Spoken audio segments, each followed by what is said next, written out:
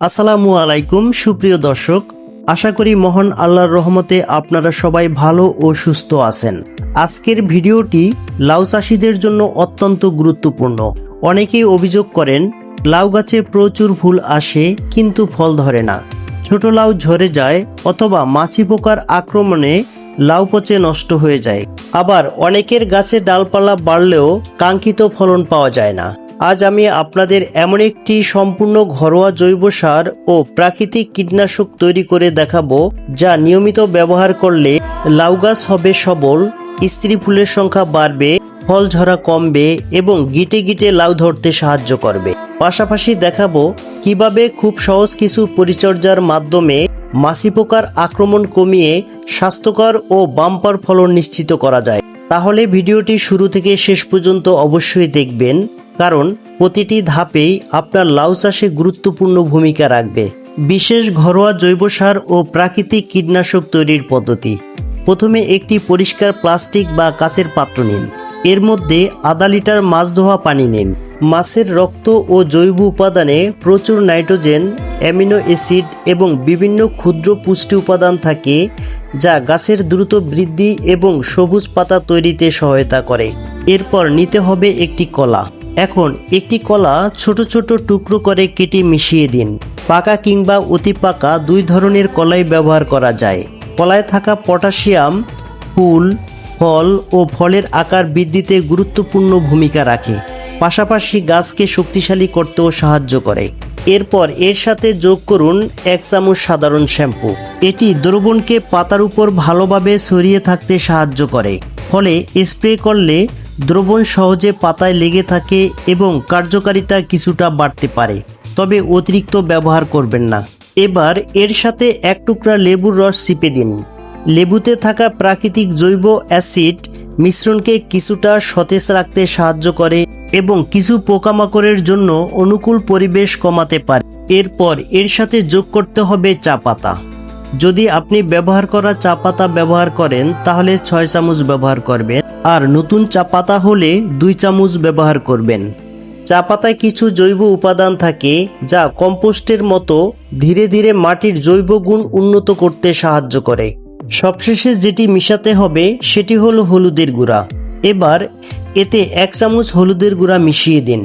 হলুদে থাকা কারকিউমিন প্রাকৃতিক অ্যান্টিসেপটিক হিসাবে কাজ করে।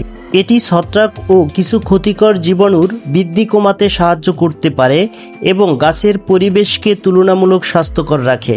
যেভাবে ব্যবহার করবেন: মিশ্রণটি তৈরি করার পর 2 দিন ঢেকে রেখে দিন, যাতে উপাদানগুলো ভালোভাবে মিশে যায়। এরপর একটি ছাঁকনি বা কাপড়ের সাহায্যে সেঁকে নিন। ব্যবহার করার সময় 1 ভাগ মিশ্রণের সঙ্গে 1 ভাগ পরিষ্কার পানি মিশিয়ে পাতা, ডাল এবং লাউয়ের উপর স্প্রে করুন। চাইলে অল্প পরিমাণে গাছের গোড়াতেও দিতে পারেন। ছোট অবস্থাতেই গাছে লাউ ধরাতে চাইলে কাটিং পদ্ধতি সম্পর্কে সঠিক ধারণা অত্যন্ত গুরুত্বপূর্ণ। গাছ যখন গোড়া থেকে গণনা করে 11টি পাতা সম্পূর্ণ হবে, তখন মূল লতার মাথা অর্থাৎ আগা কেটে দিতে হবে। এটি 1G কাটিং নামে পরিচিত।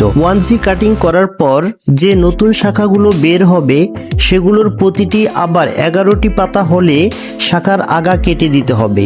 এটিকে 2G কাটিং বলা হয়।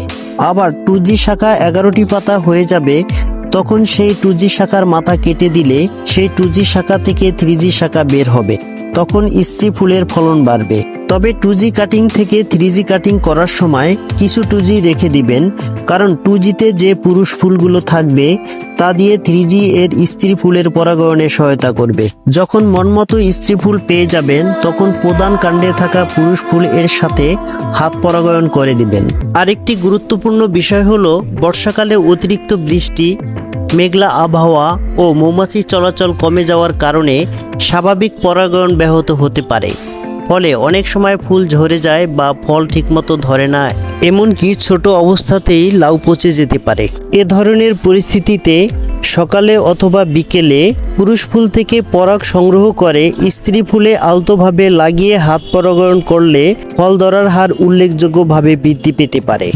লাউ গাছের গোড়ায় অতিরিক্ত পুষ্টি।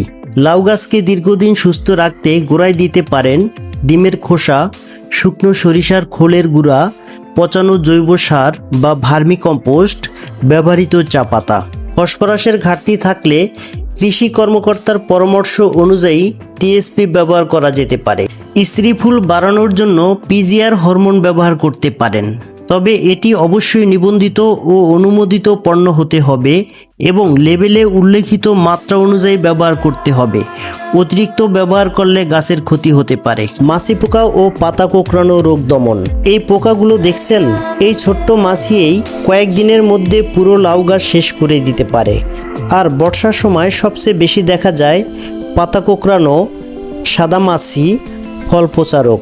অনেকে তখন দামি বিষ ব্যবহার করেন, কিন্তু আমি দেখাবো কম খরচের নিরাপদ সমাধান। প্রথমে গাছ থেকে নিম পাতা সংগ্রহ করে তার থেকে 200 গ্রাম কাঁচা নিম পাতা 1 লিটার পানি দিয়ে কিছুক্ষণ সিদ্ধ করে নিতে হবে, যাতে করে নিম পাতার নির্যাস দ্রুত পানির সাথে মিশে যায়।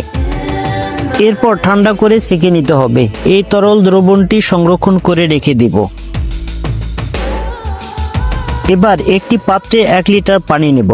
এই পানির মধ্যে আমরা 5 গ্রামের মতো শ্যাম্পু দিয়ে দেব। এরপর কিছুক্ষণ নাড়াচাড়া করব, যাতে করে পানির সাথে শ্যাম্পু মিশে যায়। এরপর যা মিশাবো তা হলো হলুদের গুঁড়া।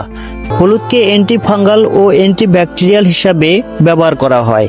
এরপর মেশাবো কাঁচামরিচ। এই মরিচগুলোকে ছোট ছোট করে কেটে নিই, তারপর হাম্বল দিস্তার সাহায্যে ছেঁচে নিই।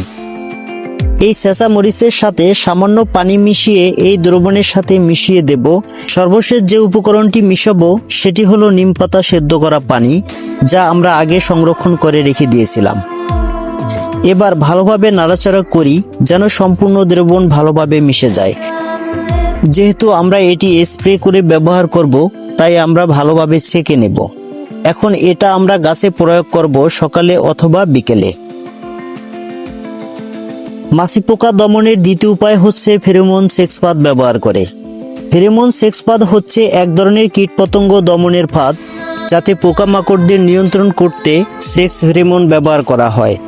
গুরুত্বপূর্ণ পরামর্শ: শুধু সার দিলেই হবে না, ভালো ফলনের জন্য নিয়মিত সেচ, আগাছা পরিষ্কার, পর্যাপ্ত রোদ, সময়মতো মাচা তৈরি, রোগ পোকার পর্যবেক্ষণ এবং সুষম সার ব্যবস্থাপনাও সমান গুরুত্বপূর্ণ।